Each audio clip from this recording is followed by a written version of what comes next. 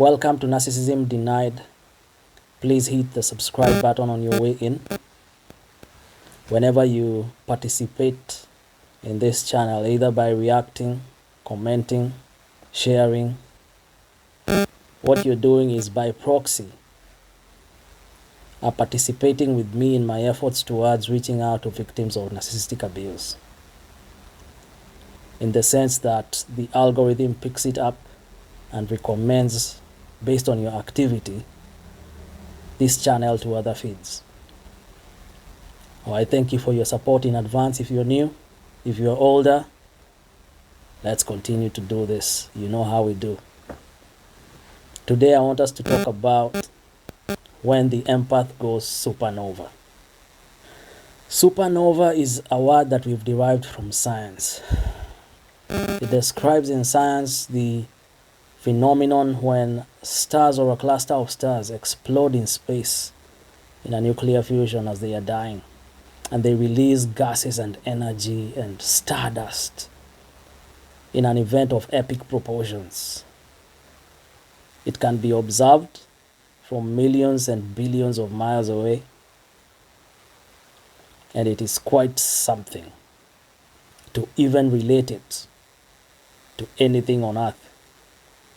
Therefore, by that standpoint alone, you have to watch this video to the end. If you're chosen, you'll watch it to the end. And by the way, if you're chosen, don't stop watching these videos midway. No, because narcissists are watching it to the end so that they can equip themselves even better on how to continue harming us. You owe it to yourself to watch this content all the way to the end if it resonates with your soul. Today, I want to employ the story of one American soldier during the Second World War who has come to become my favorite soldier in all of history. His name was Vito Bartoldo. Vito Bartoldo was a recipient of the Medal of Honor, which is the highest award given to exceptional soldiers in the US military during battle.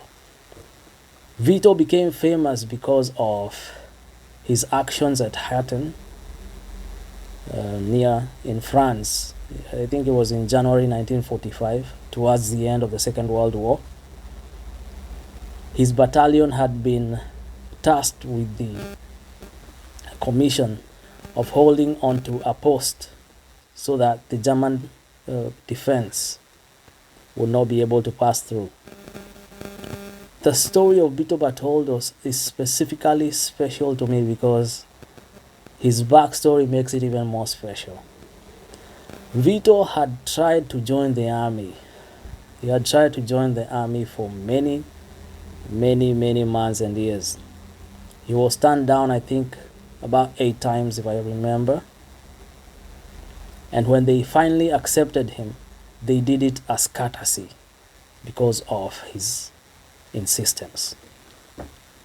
His desires to be a rifleman were curtailed. He instead was given the position of a cook. Rightly so, because he was frail. He was not a strong man. He was a very frail guy, very skinny, very thin, very weak. And to compound that, Vito was plagued with problems with his eyesight. So of course, naturally speaking, there was no way they were going to give him the rifleman position to handle a gun at the front lines. And he can't even see, really, properly. And so in the capacity that he was in his battalion was in the capacity of a cook. And at this point in time, he was in a room. He was not, because of his position, he was inside rather than outside when his battalion was overrun. Now, in the rules of engagement, the international rules of war, there are rules and guidelines that mitigate craziness. You understand? There are laws that actually govern wars, laws that govern how opposing sides battle. And one of the laws is that when someone surrenders to you, they are not to be harmed. And not only so, they are to be taken as prisoners of war and they fall under your protection. Those are international rules of engagement during battle. In this specific instance, after the German forces had overrun this post, they killed all of Bartoldo's friends in cold blood. That was the point that actually birthed him into becoming who he became. He knew he wouldn't be able to surrender, and he was not going to let them go away having killed his friends innocently. So Bartoldo resolved that he was going to avenge his friends, and single-handedly was able to face all of them and kill them. As if that was not enough, he set himself up so that many waves of enemies that came were dispelled by his efforts and his actions. Until finally, a tank division actually came through. And that tank division still couldn't be able to pass through the kind of defense that one man had set up with a single rifle. It's really extraordinary heroism, skill, and endurance, because he did it over a period of 3 days and 3 nights. Even scientifically speaking, the sweat, the emotions, the hormones, all these kinds of things, hunger, thirst, all these things should have compromised him greatly. But for the 3 days and the 3 nights that he engaged with these endless waves of enemies, no one was able to pass, and many people died, including the tank drivers. You need to go and watch it on HBO. It's quite something. The documentary is called Medal of Honor. In fact, the commander said, who had actually been in previous very dangerous places in the war, he said that was the strictest defense he had ever seen in all of battle history. That defense of one man, he said, was stricter than the defense of many tanks put together in various other fields. That was the report of the opposing commander. This, my friends, describes perfectly the situation when an empath goes supernova. When an empath goes supernova, he becomes a super empath. A super empath will go to great lengths, either to defend himself or in the defense of others. And he will not back down, no matter the cost to his own life, the risks involved, the sacrifices he has to make. And I'm making this video as a warning to all narcissists. The empaths that you are abusing have a limit. When they go supernova, things will be terrible for you.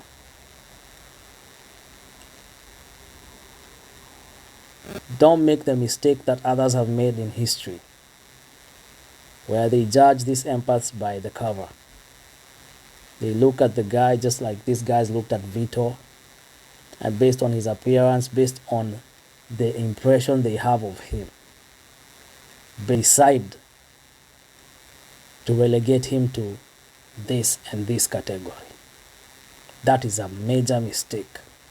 And it always happens because narcissists always underestimate empaths. They take your kindness for weakness. They take your silence not for mercy. They take it for weakness. But eventually, when the empath decides that enough is enough, it's too bad. It's too bad for you. There will be no stopping them. In the Bible, there's a super empath who was called Samson. Samson, at one instance, was able to kill 1,000 enemy soldiers with the skull of a donkey. In battle, people who are arrayed in full battle gear, 1,000 men could not be able to take one man who only used the skull of a donkey as his weapon. Why did he do so? Because they were enslaving, they were oppressing his people. This was an empath who had gone supernova. This is what happens whenever super empaths are now pitted against these people. And they have made the decision that there's no other way. Because of course with narcissists, there's no other way. At one time, these Philistines, they came to look for Samson and they could not see him. They could not find him. They could not be able to tell who he was in a crowd. Do you know what that tells me? It tells me that Samson was just like other men. He was not built like a tank. No, he was not built like a bull. Otherwise, it would have been easy to tell him apart from the crowd. But whenever his supernova, his super empath nature takes over, this somewhat average man becomes a monster. Therefore, beware. Those who are abusing people, those who are oppressing people, those who are enslaving people, God has dispatched a team of empaths in the world. While narcissists think that they are roaming around free, getting away with what they are doing, nothing could be further from the truth. You're bidding on time. And with time, you will come to see. Because when empaths go supernova, it is a spiritual matter. It's not physical anymore. Things will start happening to you. And you'll not be able to correlate what's happening to you with your actions. Even thinking ill of a super empath will cause you trouble. Because these are God's agents in the world. They've been sent as light bearers, but in your darkness, you've decided that you're going to undo them. If these people are oppressed, if these people are depressed, it might take 10 years, but it will show very badly and very viciously, even in your family. Some of you won't even have kids. Some of your kids will even die. I'm just telling you. You won't be able to correlate the kinds of diseases you will fall into.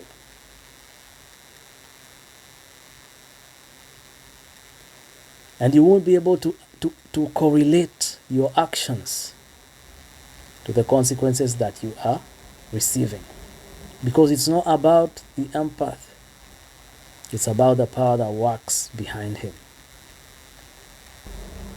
I want to urge you to be careful.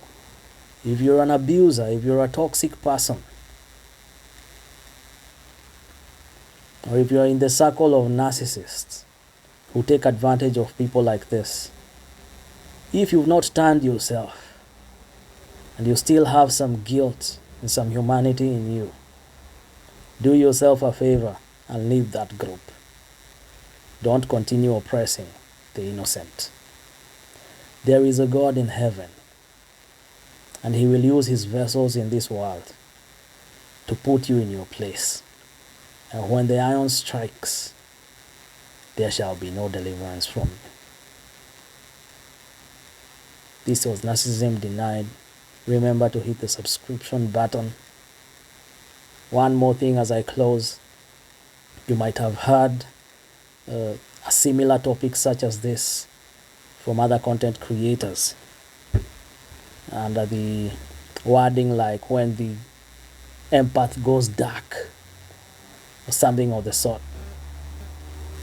You can attribute this to me that the empath never goes dark. We go light mode. We don't go dark mode. Dealing with toxicity is not darkness, it is light. Destroying evil is not darkness, it is light. And when we go light mode, because when a star explodes, it releases those kinds of amounts of light that have never been seen before. It is the greatest light you've ever seen. But such lights and such energies, such stardust, comes from a nuclear fusion and it burns. It scorches everything in its path. I hope that you will choose not to be standing in the way when it happens. All the best.